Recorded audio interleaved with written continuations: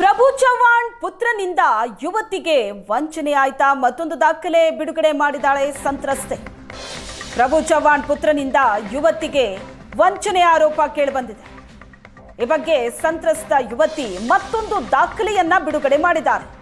ಅಲ್ಲಿ ಚವ್ಹಾಣ್ ಸುದ್ದಿಗೋಷ್ಠಿ ನಡೆಸಿದ್ರೆ ಇಲ್ಲಿ ಸಾಕ್ಷಿ ಬಿಡುಗಡೆ ಆಗಿದೆ. ಇಬ್ಬರು ಒಟ್ಟಿಗೆ ಹೋಟೆಲ್ನಲ್ಲಿದ್ದ ದಾಖಲೆಯನ್ನ ಸಂತ್ರಸ್ತೆ ರಿಲೀಸ್ ಮಾಡಿದ್ದಾರೆ. ಒಂದೇ ರೂಮ್ನಲ್ಲಿ ಕಾಲ ಕಳೆದ ಬಗ್ಗೆ ಸಂತ್ರಸ್ತೆ ಸಾಕ್ಷಿ ಕೊಟ್ಟಿದ್ದಾರೆ. ಇಬ್ಬರು ಒಂದೇ ರೂಮ್ನಲ್ಲಿದ್ದ ಹೋಟೆಲ್ನ ಬಿಲ್ ಅನ್ನ ಕೊಟ್ಟಿದ್ದಾರೆ. ನಿಶ್ಚಿತಾರ್ಥಕ್ಕೂ ಮೊದಲೇ ಒಟ್ಟಿಗೆ ಇತ್ತು ಈ ಜೋಡಿ. 2023ರ ಅಕ್ಟೋಬರ್ನಲ್ಲಿ ಒಂದೇ ಹೋಟೆಲ್ನಲ್ಲಿ, 2023ರ ಡಿಸೆಂಬರ್ನಲ್ಲಿ ಪ್ರತೀಕ್ ಮತ್ತು ಯುವತಿಯ ನಿಶ್ಚಿತಾರ್ಥ ಆಗುತ್ತೆ. ಎಂಗೇಜ್ಮೆಂಟ್ಗೂ ಮೊದಲೇ ಜೊತೆಯಲ್ಲಿ ಕಾಲ ಕಳೆದಿತ್ತು. ನಿಶ್ಚಿತಾರ್ಥದ ನಂತರ ಮತ್ತೊಂದು ಹೋಟೆಲ್ನಲ್ಲಿ ಜೋಡಿ ತಂಗಿತು. 2024ರ ಮಾರ್ಚ್ 24ರಂದು ಮಹಾರಾಷ್ಟ್ರದ ಹೋಟೆಲ್ನಲ್ಲಿತ್ತು. ಲಾತೂರ್ನ ಖಾಸಗಿ ಹೋಟೆಲ್ನಲ್ಲಿ ಪ್ರತೀಕ್ ಮತ್ತು ಆ ಯುವತಿ ಜೊತೆಗಿದ್ರು. ಹೋಟೆಲ್ನಲ್ಲಿ ದೈಹಿಕ ಸಂಪರ್ಕ ಬೆಳೆಸಿರೋದಾಗಿ ಆಕೆ ಹೇಳಿಕೆ ಕೊಟ್ಟಿದ್ದಾಳೆ. ಮಹಿಳಾ ಆಯೋಗಕ್ಕೆ ಕೊಟ್ಟ ದೂರಿನಲ್ಲಿ ಸಂತ್ರಸ್ತೆ ಉಲ್ಲೇಖ ಮಾಡಿದ.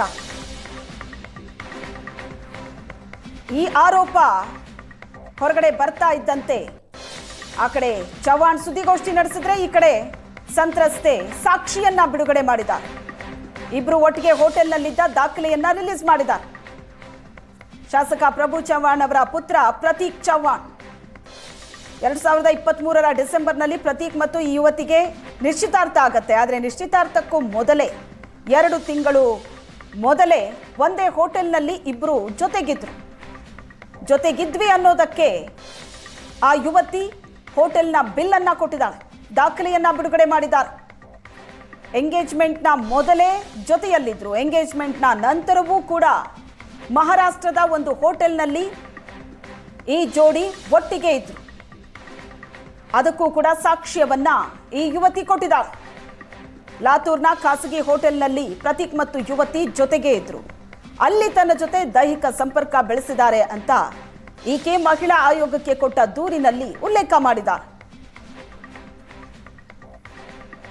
ಈ ಪ್ರಕರಣಕ್ಕೆ ಸಂಬಂಧಿಸಿದಂತೆ ಮತ್ತೊಂದು ದಾಖಲೆಯನ್ನ ಸಂತ್ರಸ್ತೆ ಬಿಡುಗಡೆ ಮಾಡಿದ್ದಾರೆ. ಈ ಪ್ರಕರಣ ಹೊರಗಡೆ ಬರ್ತಾ ಇದ್ದಂತೆ ಪ್ರಭು ಚವ್ಹಾಣ್ ಸುದ್ದಿಗೋಷ್ಠಿ ನಡೆಸಿದ್ರು. ಈ ಕಡೆ ಸುದ್ದಿಗೋಷ್ಠಿ ನಡೆಸ್ತಾ ಇದ್ರೆ ಆ ಕಡೆ ಸಂತ್ರಸ್ತೆ ಮತ್ತೊಂದು ಸಾಕ್ಷಿಯನ್ನ ಬಿಡುಗಡೆ ಮಾಡಿದ್ದಾರೆ. ಎಂಗೇಜ್ಮೆಂಟ್ಗೂ ಮೊದಲೇ ಇಬ್ಬರು ಜೊತೆಲೇ ಇದ್ದಿದ್ದರ ಬಗ್ಗೆ ಸಾಕ್ಷಿ ಅದು. ಇಬ್ಬರು ಒಟ್ಟಿಗೆ ಹೋಟೆಲ್ನಲ್ಲಿದ್ದ ದಾಖಲೆಯನ್ನ ಸಂತ್ರಸ್ತ ಯುವತಿ ರಿಲೀಸ್ ಮಾಡಿದ್ದಾಳೆ.